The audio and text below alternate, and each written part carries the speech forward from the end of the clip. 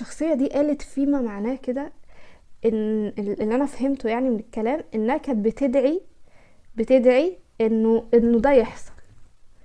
يعني تخيلوا ان ندم بدعاء بيقين يا رب يحنن قلب واحدة كانت حالفة انها ما هتقرب ناحية الشخصية دي تاني. انا كنت اسمع الدعاء بتاع اللهم يا مقلب القلوب او يا مصرف القلوب صرف قلبي على طاعتك وثبت قلبي على دينك. كنت اقول ربنا بيقلب القلوب ازاي بالظبط كده. عارفين بقى كأن يا جماعة ربنا قلب قلبي على انه يلين للشخصية دي عشان يسامحها، عشان ربنا عايز يسامحها على ذنبي، لانه انا ذنبي مش هيتسامح فيه الا لو انا سامحت.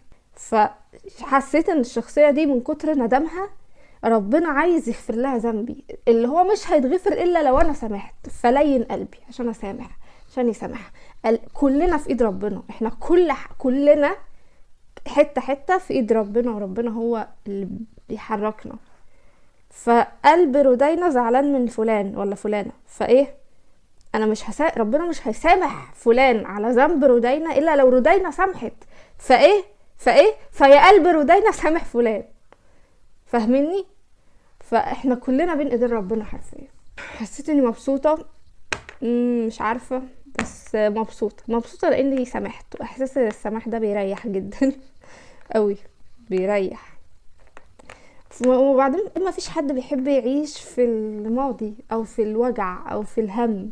مفيش حد بيحب كده، مفيش حد بيحب كده، صح؟ كل سنة وانتم طيبين، سلام.